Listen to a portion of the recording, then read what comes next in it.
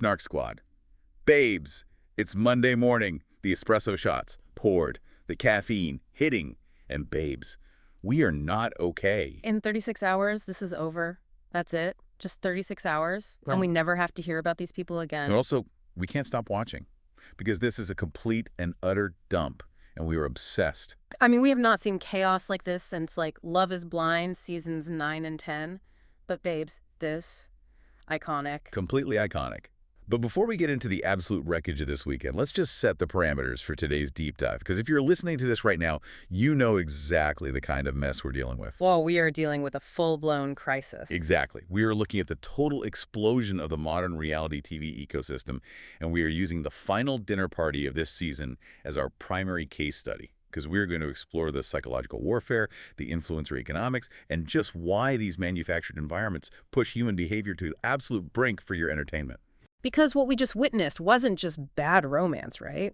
It was a masterclass in PR spinning, emotional manipulation, and the complete collapse of the fourth wall. It really was. And we need to talk about it.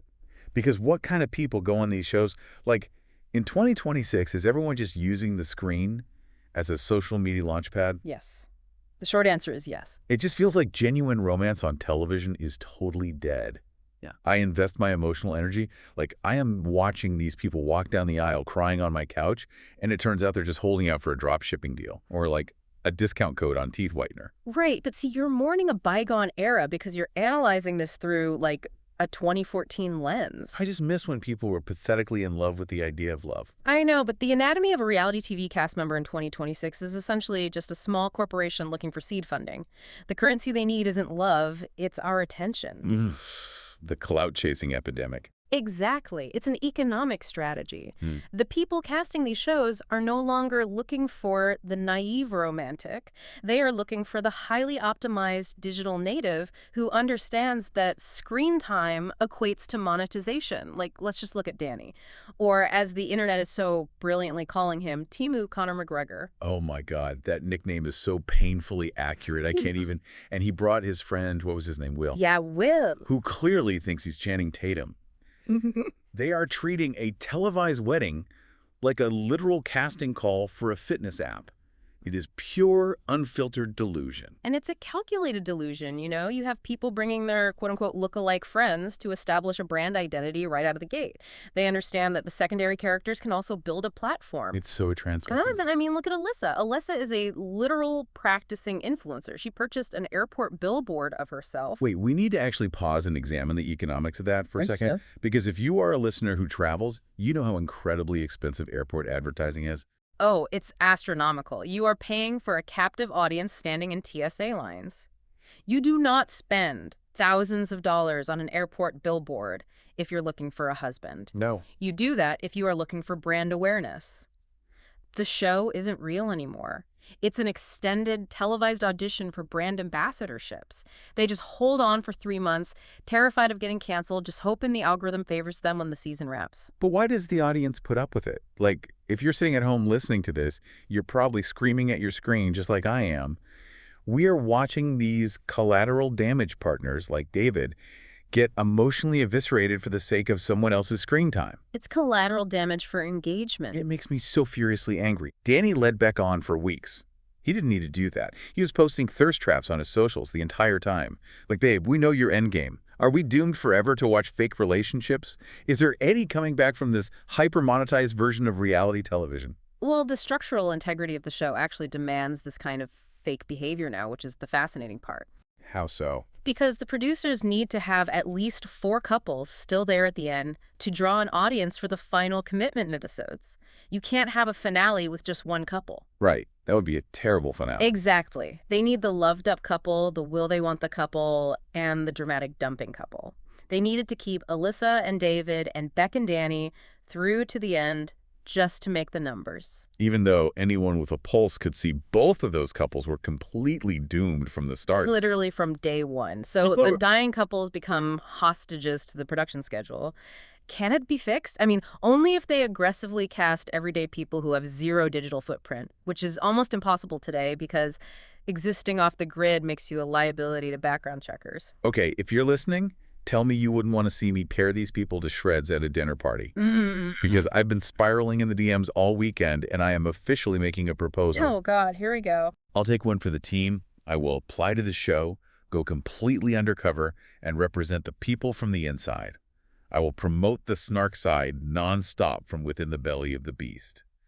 Babes, do we support this? Okay, let's logistically break down your survival odds in that environment, because they are effectively zero. What?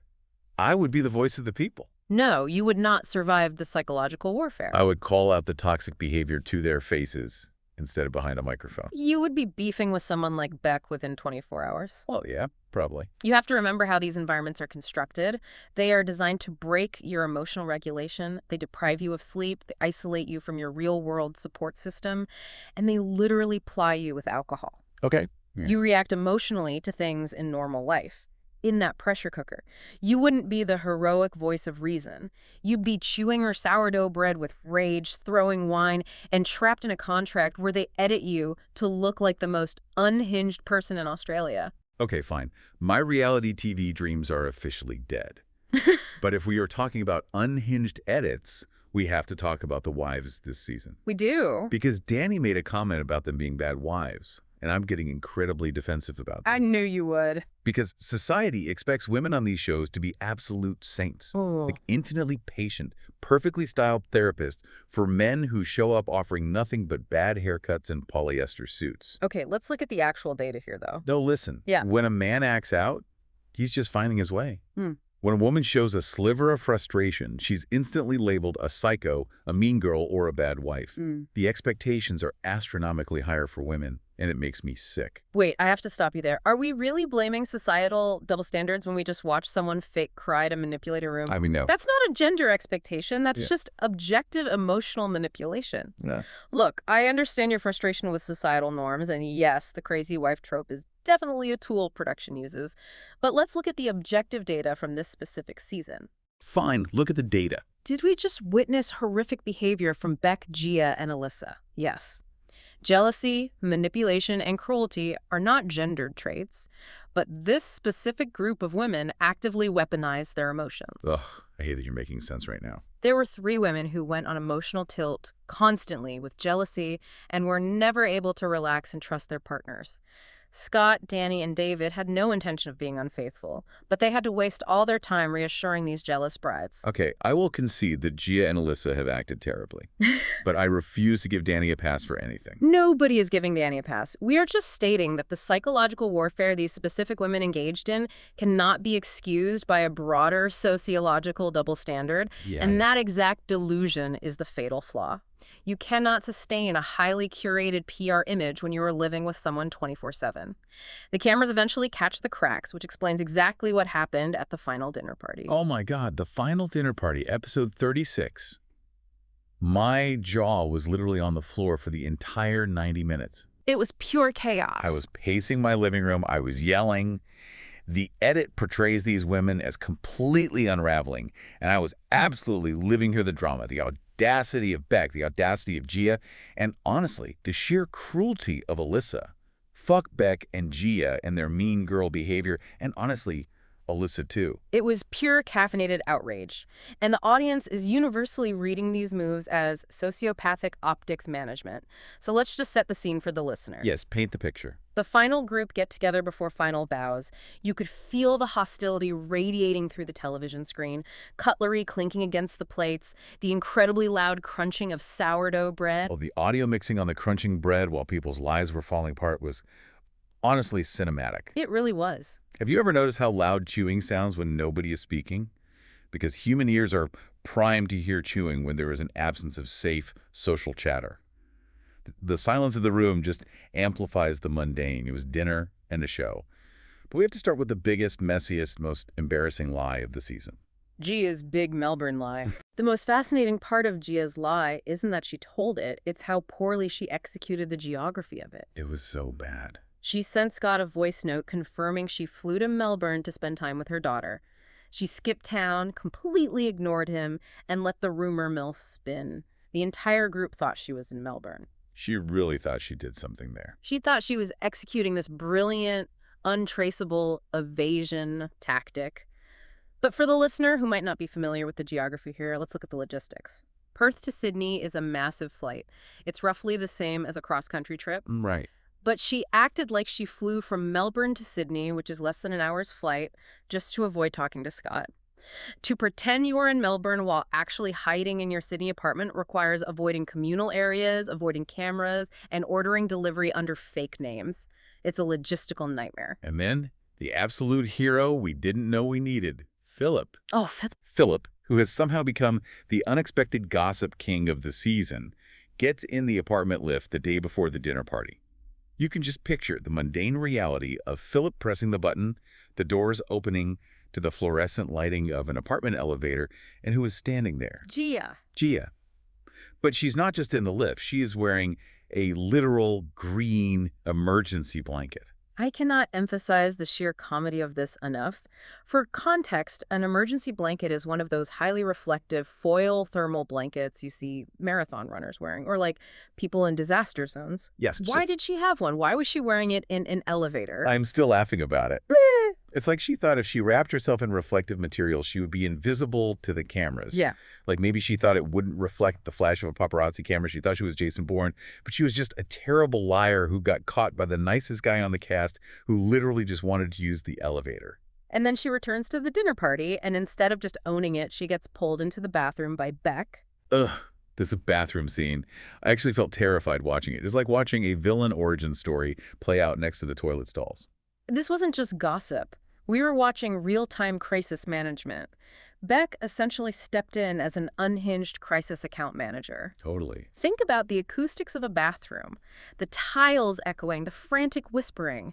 Beck tells Gia, "You have to be here because otherwise what I just saw in there was poor Scott." She's literally identifying the public relations deficit and formulating a strategy to counter it. It was so calculated. Beck was employing the sunk cost fallacy of public relations. She knew Gia's lie was exposed, so her only strategic move was to completely rewrite the narrative. And what was her strategy? Out-victim him. She literally said those words, out-victim him. My blood ran cold. He was chilling. How do you out-victim someone? You weaponize vulnerability. She told Gia, it's not just about your relationship, it's about all of Australia. And then she commanded her to cry. And if you can cry, that would be great. Just completely devoid of any human empathy. She wanted Gia to put on a performance to manipulate the Australian public. Which is incredibly arrogant. To think you can outsmart the entire viewing public with fake tears. Gia actually brought teardrops in a bottle. I was screaming at the TV. She came prepared with literal prop tears, Yep. which is a trope straight out of an early 2000s soap opera. So they emerge from the bathroom, and Beck takes the reins at the table. She tries to force this atmosphere of calm kindness so Gia can execute the plan. Oh, yeah. She cues Gia up to read her fake, tear-stained letter. And Gia starts reading this performative garbage, trying to sound so wounded and loving, while Beck is sitting there nodding along like a proud stage mom at a toddler's beauty pageant. It was disgusting. But then, the moment of the season. Yes. Scott, sweet, broken, exhausted Scott, he doesn't fall for it. He pulls out a letter of his own. Not just a letter, a 4-page manuscript. Front and back. Think about the physical act of writing 4 pages, the time it took. The emotional toll of sitting in a hotel room, drafting a manifesto of your own pain. He pulls out those 4 pages, and he does not hold back. No, he doesn't. He looks her dead in the eye, ignoring the fake tears, and tells her, I'm not sure it is what you're looking for, Gia, but I can tell you're not the one for me. And then he takes off his wedding ring, throws it onto the table, and walks away.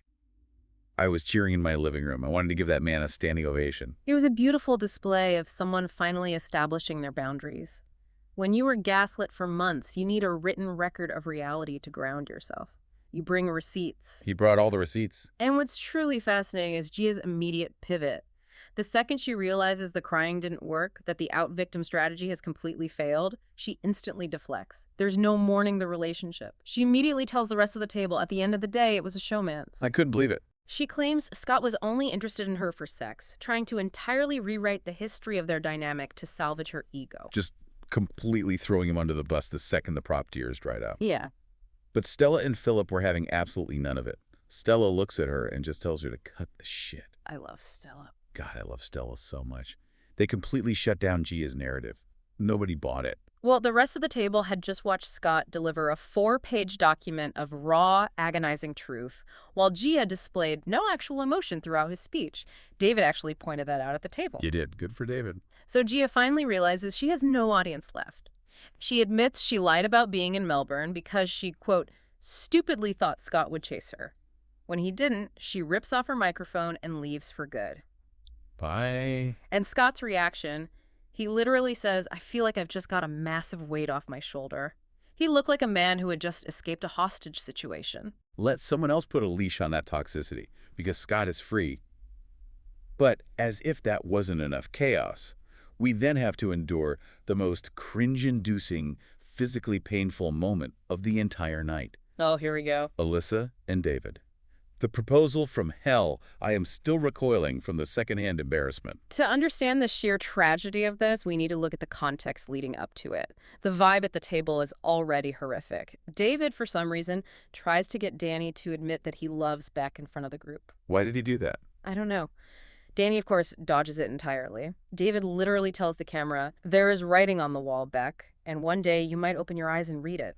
The irony here is astronomical, because David is completely blind to the writing on his own wall. Giant, flashing neon writing. Alyssa is sitting there literally groaning. She keeps saying, I just need a minute, radiating absolute contempt for this man. And contempt is the ultimate relationship killer. And David, bless his kind, measured, entirely misguided heart, decides this is the moment for a grand gesture.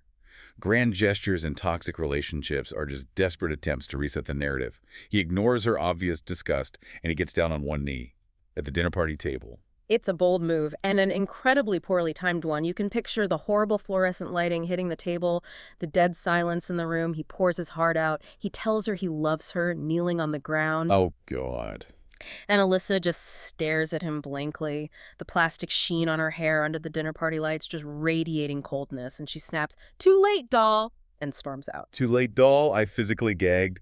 Analyze the linguistics of doll for a second. Do it. It is diminutive. It is patronizing. It is infantilizing. The cruelty of looking at a man who is kneeling in front of you, bearing his soul, and dismissing him like he's a waiter who brought you the wrong drink. The edit portrays her as a complete monster here, and I am so sorry, but I hate her behavior. The hypocrisy is staggering. She shifts the entire focus of the argument to the fact that David took his wedding ring off previously. She claims that was a red flag that permanently changed her feelings.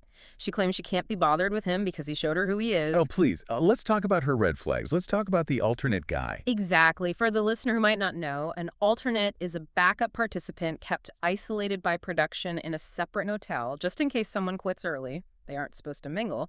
So finding and flirting with alternate requires premeditated effort. It's not an accidental slip. It takes work. Let's refer to the specific conversation David confronted her with earlier. David asked her, "Did you exchange socials?" She lied and said no. He pushed. "So you don't have each other on Insta or anything?" She doubled down. "No, we didn't exchange details." The lies. He pushed again. "But do you have each other on socials?" She says, "Well, he sent me a friend request." David asks, "So are you following each other?" And she gives him that deer in the headlights stare and finally admits, "Well, yeah, I followed him back." She actively sought out a backup cast member. She followed him back on Instagram. She lied about it to her husband's face until he interrogated the truth out of her. Yes, she did. And let's not forget, she literally threw her own wedding ring at David earlier in the season when she was throwing a toddler tantrum. Yeah. But suddenly, David taking his ring off is the unforgivable red flag. It's pure, unfiltered gaslighting. David points out that every time he challenged her or pushed back in an argument, she just blew up. She used his reaction to her disrespect as the excuse to end the relationship, effectively out-victimizing him, just like Beck taught Gia to do. She never takes accountability. It makes me spiral. Yeah. She sits there saying she's perfect and has nothing to apologize for, shifting the entire blame onto his reaction. The audience is completely seeing through this. She just wants to humiliate him. She wants out, but she wants him to leave her so she looks good for her influencer brand. And him begging for her forgiveness actually pisses her off because it ruins her victim narrative. Exactly. Yeah. Which brings us to the other bizarre dynamic at the table, the immense ick of Danny and Beck. Because if we are talking about controlling narratives, we have to talk about the power dynamics of how Beck speaks to Danny. I am shuddering. Just thinking about it gives me full-body shivers. When she calls him Daniel, Yes. it is a fascinating psychological play. The psychology of pet names is all about claiming territory. His name is Daniel, yes. But literally everyone in his life, on the show and in the world, calls him Danny. When Beck raises an issue and says, Daniel, no, it is incredibly patronizing. It's so gross. It's a power play. She uses it in a condescending way to establish dominance, using Daniel as a leash, like a mother scolding a naughty child. Daniel. Heel, Daniel. It's so possessive and pompous. It's like she's trying to trigger some childhood parenting trauma to keep him in line. And it's also this desperate attempt to look sophisticated and deep. Like, oh, everyone else calls him Danny, but I know his soul, so I call him Daniel. It's entirely fake. The online threads made a brilliant comparison. They compared it to Valerie Bertinelli calling Eddie Van Halen Edward, or Cher calling Greg Allman Gregory. It's a claim of extreme intimacy, but it remains stiffly formal. It creates a barrier while pretending to tear one down, and it's not reciprocated. He doesn't call her Rebecca. And when she calls him Boo, I literally vomit in my mouth a little. Bo. In 2026, the linguistic evolution of slang has left that word behind 2 decades ago. The 2000s called, they want their terrible pet name back. Seriously. You can hear the spit collecting in the sides of her mouth when she says it because of her lisp. It's all a performance to make everyone think everything is perfectly fine while she acts like a complete mean girl to everyone else. And Danny is entirely complicit in this performance. He claims he's falling in love with her, but refuses to say it in front of the group when prompted by David. He just sits there in his terrible aesthetic, letting her run the show. Can we please talk about the aesthetic? Because I will remember him exclusively for his cheap suits, his unfashionable waistcoats, the polyester ties, and those fake brooches. Who wears fake brooches to a dinner party? It's a lot. And his hair. It looks like it is combed forwards when it's supposed to be combed back. It is a travesty of grooming. Why does he dress like this? Because he's cosplaying a 1920s gentleman to cover up a 2026 fuckboy personality. It's highly performative. The clothing choices act as armor. He's playing a character. Wow, that's incredibly accurate. It's actually terrifying how these people view themselves versus how the cameras actually capture them. And that exact lack of self-awareness is the perfect transition to our delusion detector segment. Let's get into it. Let's start with the reigning queen of alternate realities, Alyssa. Alyssa genuinely, truly believes she is the victim in this scenario. Now, there is a lot of online chatter and fan theories circulating right now about Alyssa's behavior. Many viewers are speculating that she might have ADHD and specifically rejection-sensitive dysphoria, or RSD. Now, I need to jump in here and give a massive disclaimer to the listener. We are not doctors, we are not endorsing Reddit medical diagnoses, and we take no sides here. We are simply reporting that fans are trying to figure out why she acts like a spoiled toddler. Exactly. But for context, RSD is often described by those who experience it as an extreme, sometimes physical pain triggered by perceived rejection or failure. Some people react to that perceived rejection with outward anger and defensiveness to protect themselves. Right. Fans are theorizing that David taking his ring off triggered an intense RSD response, causing her to turn her pain outward and attack him. Think of RSD like an emotional autoimmune response. The brain perceives a slight, like David taking off his ring, as a massive, life-threatening attack, and the person's emotional defenses go into overdrive, attacking the partner to protect themselves. Oh. I hear that. I read the threads. Matt. But I am going to push back incredibly hard here. Medicated, unmedicated, neurodivergent, or neurotypical, you do not get to treat people like trash. You do not get to use a potential diagnosis as a shield for cruelty. There are people in those exact same Reddit threads saying, I have ADHD, I experience RSD, and I would never humiliate my partner like that. Loyalty is a personality trait, not a symptom. Alyssa demands a man to fight for her. David literally gets on his knees to fight for her in front of everyone, and she still rejects him with pure venom. She is delusional for thinking she is coming out of this looking like anything other than a villain. The delusion was baked in from day one. When you buy a billboard of yourself at an airport, you are operating on a different plane of self-importance. She thought she could curate a perfect influencer image, and instead, her mask completely slipped. Totally. Now, let's look at Gia's PR disaster on the delusion detector. Gia's delusion stems from her arrogant belief in her own manipulative skills. She thought she could completely outsmart the public, the experts, and her husband with fake tears in a bottle and a green blanket. She told a massive, easily disprovable lie about flying to Melbourne, assuming Scott would be so desperate that he would chase her across state lines. She actually said that. I stupidly thought he would chase me. It shows a complete disconnect from the reality of their dynamic. Why would he chase her to Melbourne when she had treated him terribly for weeks? He was likely thrilled she was I gone. know I would be. When you're operating on this level of delusion, the fallout is fatal. The cameras catch the cracks, which explains why so many of these relationships were essentially dead on arrival. Let's move to our relationship autopsy segment. Oh, yes. Bring out the body bags. Which couples are already dead, and what was the official cause of death? Let's start with Gia and Scott. Time of death. The exact moment Philip spotted the green emergency blanket in the apartment lift. Dead and buried. If we look closely, Scott was methodically broken down by her manipulation over the course of the experiment. The constant jealousy, the gaslighting, the isolation. But the ultimate cause of death was Gia's hubris. She pushed him too far with the Melbourne lie. That lie forced Scott to finally locate his spine, draft a 4-page manifesto of his grievances, and officially terminate the marriage at the dinner party. Next body on the table. Alyssa and David. I am declaring this body stone cold since the Adelaide homestays. It has been rotting for weeks. Alyssa checked out long ago. The behavioral pattern shows she started emotionally abusing him as a subconscious or perhaps conscious strategy to force him to quit. She wanted him to walk away so she wouldn't look like the bad guy. Exactly. But David, poor resilient David, refused to quit. When he tried to reconcile and actually got down on one knee, he forced her hand. She couldn't keep up the phony persona anymore. The mask slipped, and she killed the relationship right there at the table, dead, with Alyssa standing over the body holding the murder weapon, which is a sign that says, too late, doll. Moving on to our final autopsy, Beck and Danny. Dead on arrival. There was never a heartbeat. We are autopsying a mannequin. As we discussed earlier, this is a structural hostage situation. The show requires a certain number of couples to survive until the final vows. These two are just going through the motions to fulfill their contractual obligations and secure screen time. Danny wants airtime, so he and his Timu Channing Tatum mate can launch whatever terrible podcast or fitness app they have planned. Beck wants to be seen as the mastermind reality TV queen. They are mutually using each other's corpses as shields to stay on television. With all these dead relationships, you really have to wonder what these people were bringing to the table in the first place. Which brings us perfectly to our next segment. Who thinks they're the catch, and are they right? Let's look at Danny first. Oh, Danny absolutely thinks he is the ultimate prize. He walks around with this inflated sense of self-importance, adjusting his little polyester tie, thinking he is God's gift to women. His terminology is a massive giveaway here. He constantly uses terms like females instead of women and refers to himself unironically as a gentleman. It gives off massive Andrew Tate fan energy.